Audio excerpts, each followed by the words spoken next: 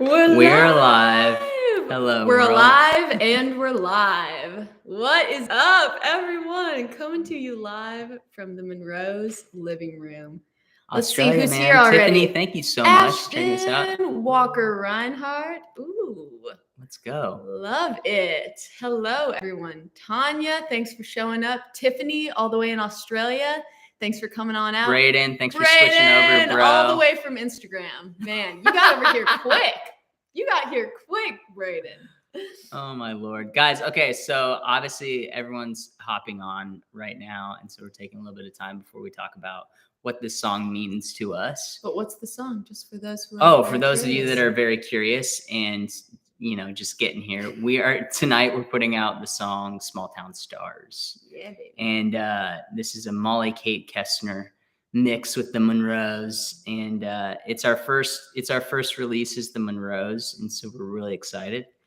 And it's been a long time in the making. Yeah. And it's actually really cool. We'll tell you some stories tonight a little bit about how the making happened and all of that.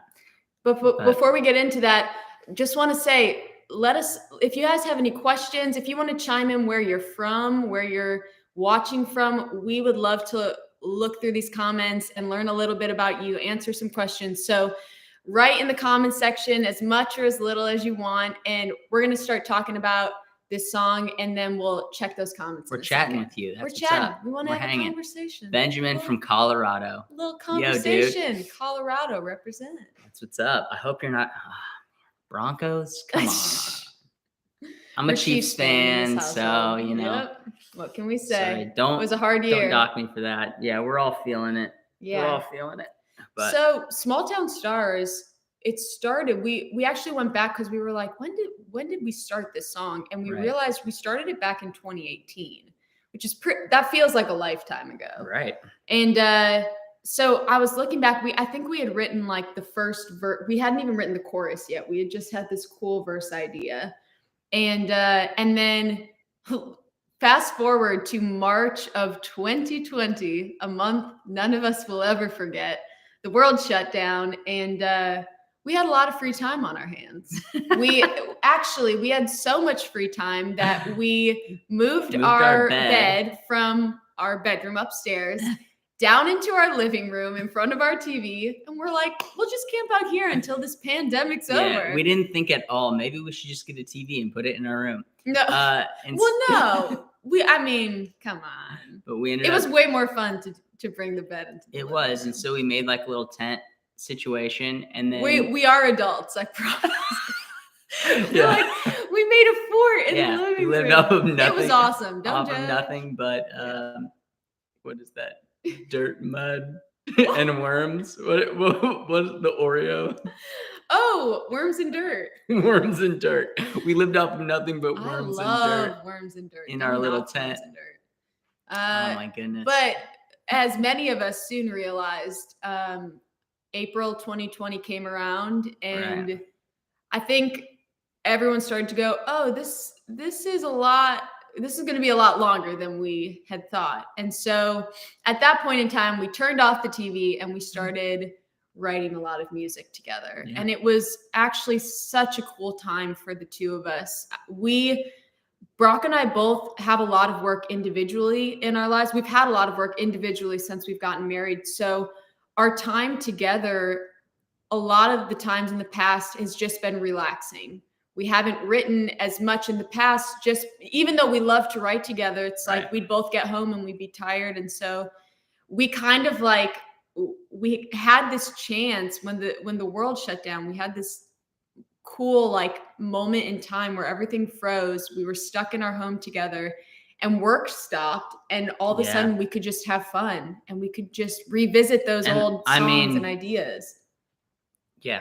Work stopped, and that sucked. Yeah. But thank God we've been able to still work it all out and figure it all out. And the fact that we even had the ability to be able to eat and sleep in our place while the world was shut down and write was such a blessing, because I know there were so many people that were really scared during that time. It was it's just a weird, honestly, you just thought it was going to be for, a second. And then it was like, everyone take us. That goalpost kept getting yeah, it moved. was just like forever. Yeah, totally. And for me, I'm such a, I am absolute extrovert.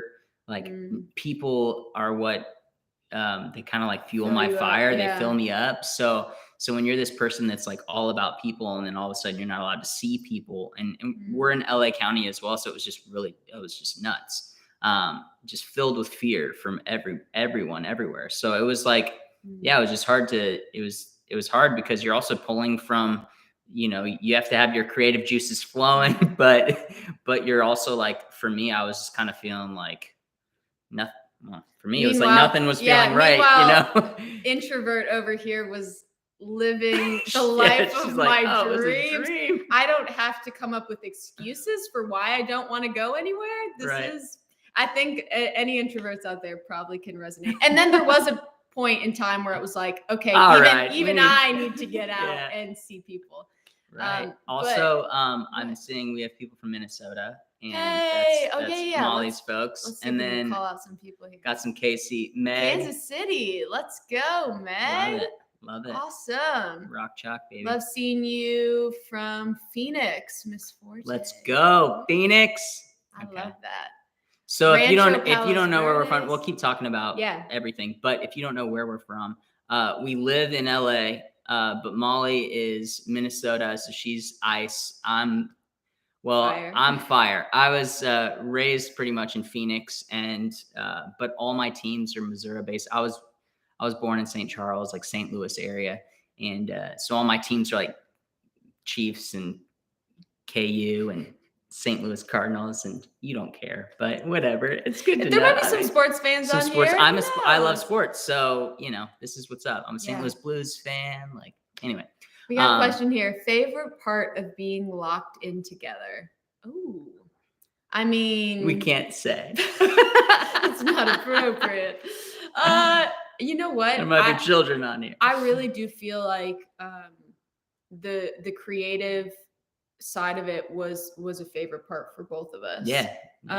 We wrote truly some of our favorite songs to date during the lockdown, and finished ideas, Small Town Stars being one of them, finished ideas that we forgot. When you're a writer, every single day you're putting ideas into your phone and writing things down, and you're doing it so much that you can actually forget really good ideas, which is kind of a fear all of us have. We're like, oh my gosh, I'm going to forget about these good songs if I don't release them. And so we just had so much time to do that. And there was no pressure on it, because no one was releasing music during that time. Everyone was kind of going through this weird, it just gave you uncertainty time. It gave you time to figure it out. And for us, we desperately needed time to figure out how to work together in the most healthy fun way. Yeah, totally. Because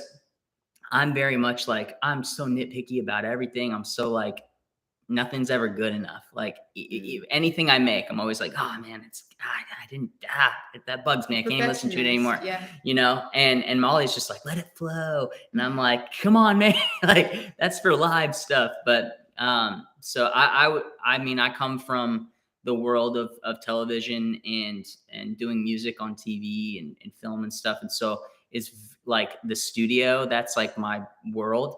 And it's always been about being perfect and, being a machine. Right. So the thing with the Monroes that's been so cool is that I've been able to kind of shut that, like turn that off and just, enjoy and just enjoy it. And part of it, like I'm a producer at heart. I produce everything I've been making. It's like even Monroe stuff, I have a part of the production. It's like, it's very important to me.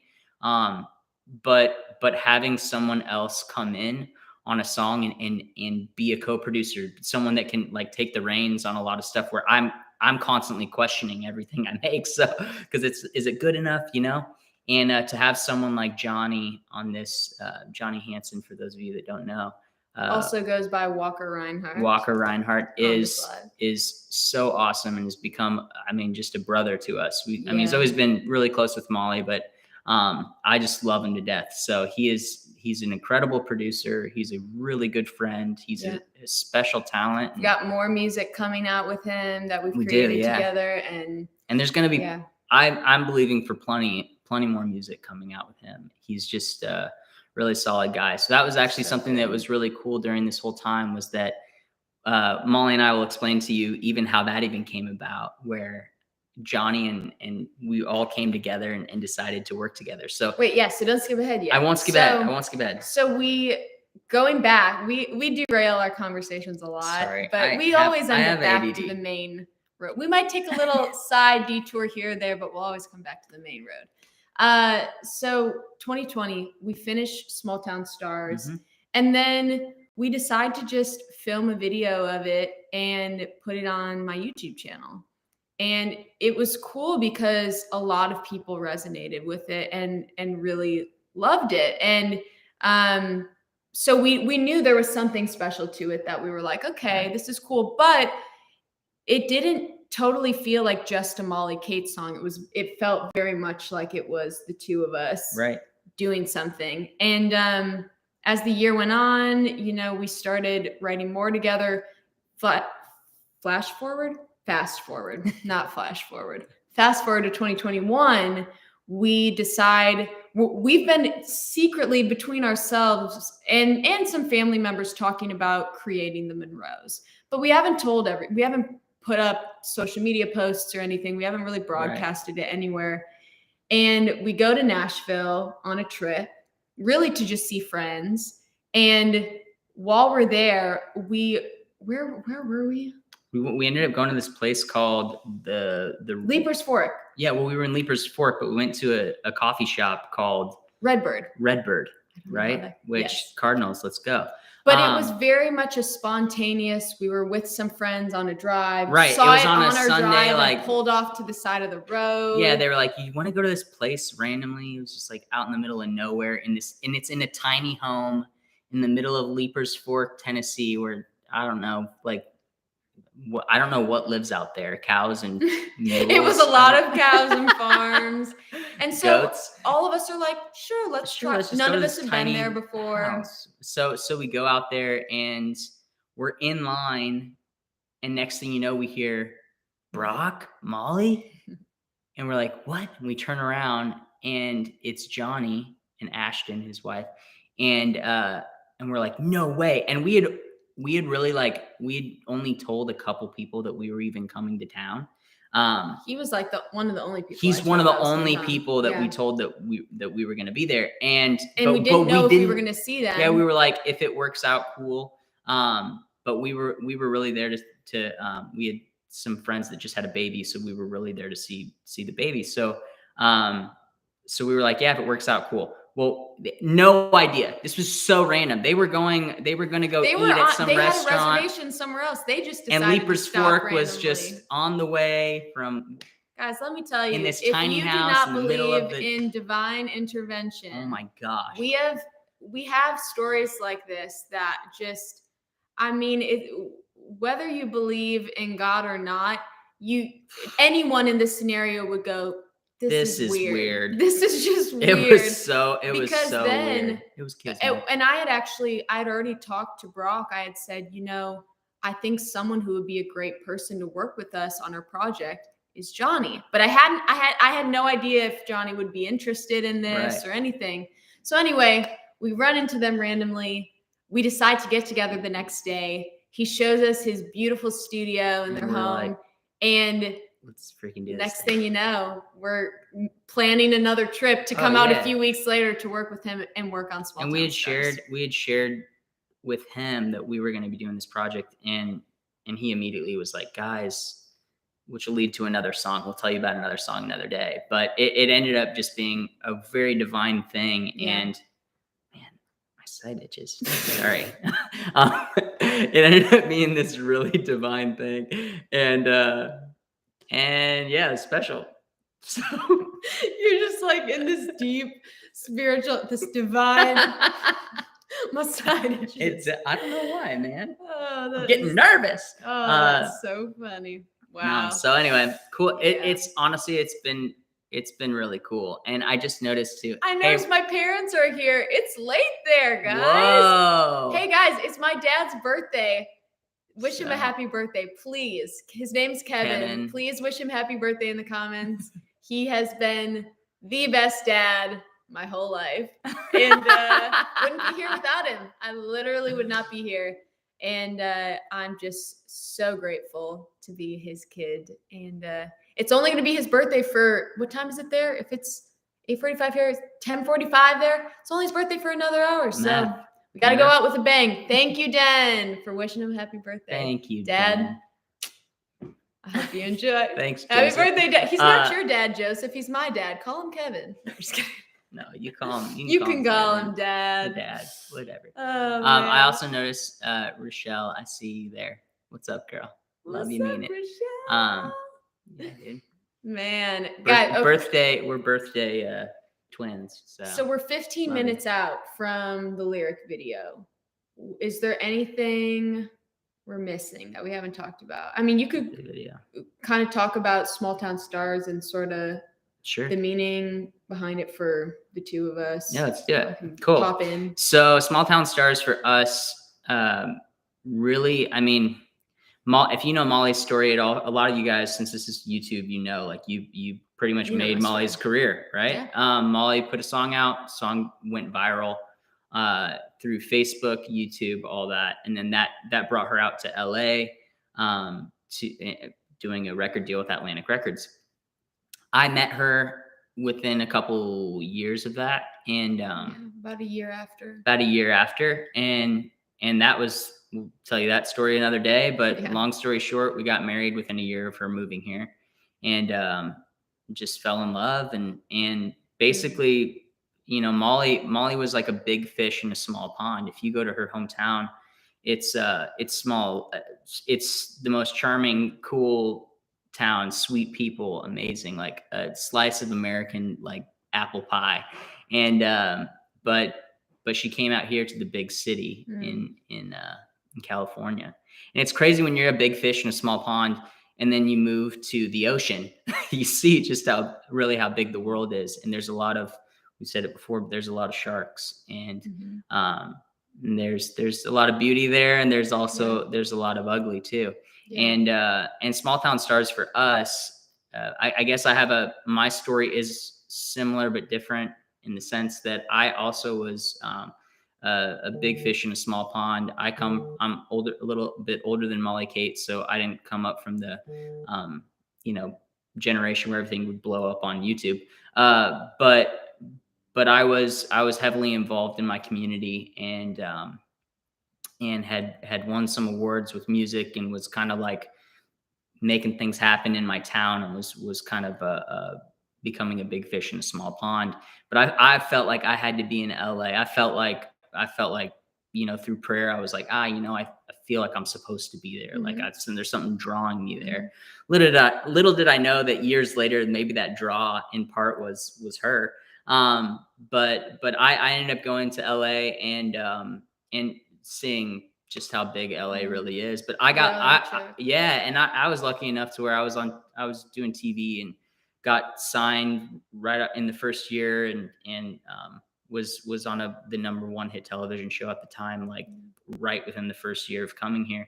And I was seeing success, but then everything here is like a roller coaster, and it comes and it goes, and it comes and it goes, and it comes and it goes. And you're hoping that you can just ride it as long as you can. Even when you get success, there's this imposter syndrome that no one talks about, where you start to go, I don't belong in these circles. I don't belong in this room. I don't feel like I'm talented.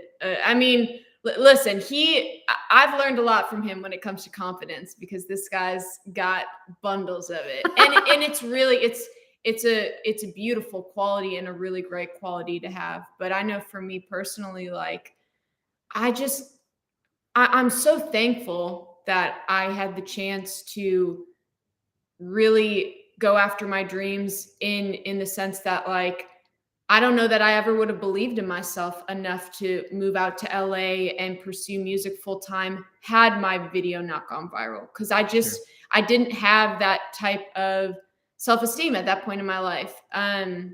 But I'm just thankful that I met someone who kind of instilled some of that. His confidence kind of rubbed off on me a little bit, if that makes sense. Yeah. But there's a line in Small Town Stars, the chorus, that really it's the summation of the whole song.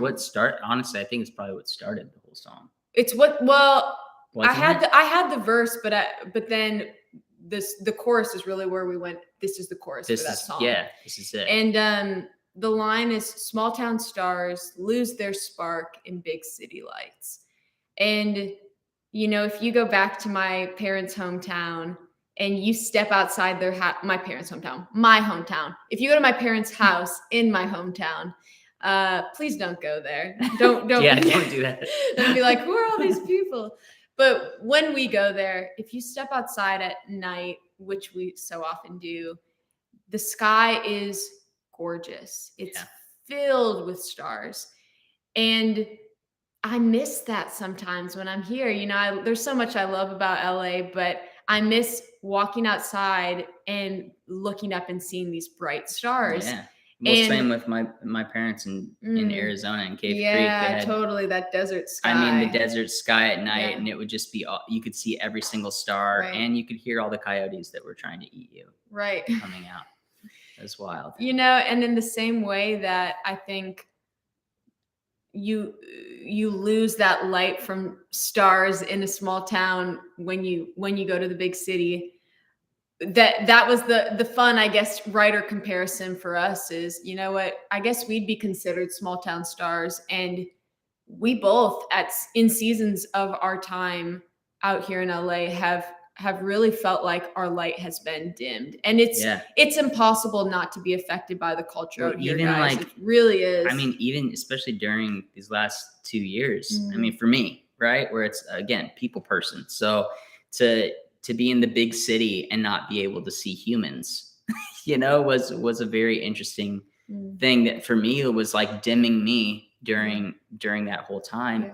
And that's when we wrote this song, was during all of that. So I was feeling it for sure. And two, hey, you can feel imposter syndrome just by being with, I mean, when you start comparing yourself, right? And that was something I had never been entangled with somebody who was so talented. I mean, I've had the pleasure of being with people in my past that were talented people, but no one that I had such a pleasure. Yeah, that's not what I meant. You get it. But no one no one that I had really looked up to as a writer, an artist, a voice. Honestly, her voice is it's so good. She wakes up and her voice is just incredible. It takes work for me. But really she is such a gift. And so for me, like, just even trying to figure out how I fit with that gift, you know. And I have my own set of gifts, but we all do. But it was such it's been an interesting journey trying to figure out, even as married people, how does my thing fit with that thing, and does that work? And just in general, I think, like, you know, as we were writing this song, especially in the verses, I felt like I was writing to my younger self, because I'm at a place now where I'm so much more confident in who I am and just being enough. But when I first moved out here, I just really underestimated how this industry and this city would affect me. I didn't feel pretty enough. I didn't feel talented enough. I felt just very very small, for lack of a better word. And so, you know, in the song and the verses, multiple times, it's like, it'll say, I know, right? Because I felt like as we were writing that, I'm talking to the Molly who was sitting on the bathroom floor crying, who was feeling so just insecure and like an imposter. And I'm saying to her, it's going to be okay. I know you feel like you're not good enough to do this, but it's going to be okay. Yeah. And it took him saying that to me for me to be able to say it to myself. But if you're in a place where you're feeling like you're not enough and you maybe haven't told anybody that, but that's how you're feeling, let me just say to you, you're enough. You're enough, man. And girl, it doesn't mean that your feelings are invalid, but I think sometimes it can just really be hard for us to see our own light. It's so easy, you know, to see light in other people and the good things in other people, but a lot of times it's really hard to see those good things in yourself. And I guess my advice to anyone watching this would be find people who not only see your light and speak to that, but also ignite it and add spark to it and build it. And your life will be much brighter. Yeah. If I could give myself any advice when I was younger, and I just see the question there, what would you tell your younger self? For me, it would be to probably buy Bitcoin. Or Tesla or Apple. Like, just figure it out, man. That's probably what I would do. And you probably wouldn't listen. You'd be Then like, what do you know, old man? You don't know anything. We wouldn't have to make a single song. We would just well, no, I'm kidding. We still would. Yeah. We'd actually probably make more songs. I love that though. No, if I could give myself any advice as a young man, it would be you're taken care of. Just keep going. Trust the process. Trust God. Honestly, for me, trust God, because I feel like that's always the hard thing, just in our life in general. Is taking leaps of faith, right? Yeah. And just trust that there's something out there looking out for you. And for me, and that's something I've needed. And something I struggle with even to this day is having that faith to step out. So step out in a way that you can't control the situation. You actually have to put your faith in. And again, like we talked about earlier, being a perfectionist, like I am, like I want to control how this is going to go or that's going to go. I wish that I wish that I could control how YouTube is set up and all these algorithms. I want to.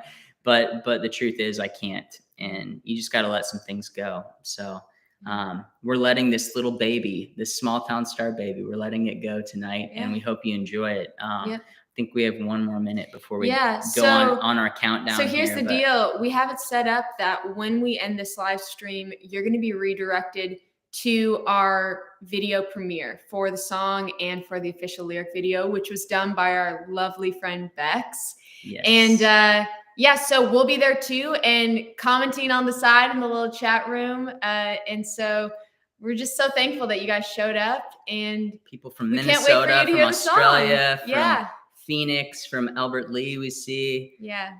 We love you guys so much. People all over. We're so grateful. This is just the beginning. This is the beginning, so cool. And you guys are here at the ground floor. So thank you. We're grateful for you, and you matter. You're valuable, and you're loved. And if you need some love, okay, just know you got it from us. Turn this song on, and I hope it blesses you. I hope it inspires you. I hope that you feel understood.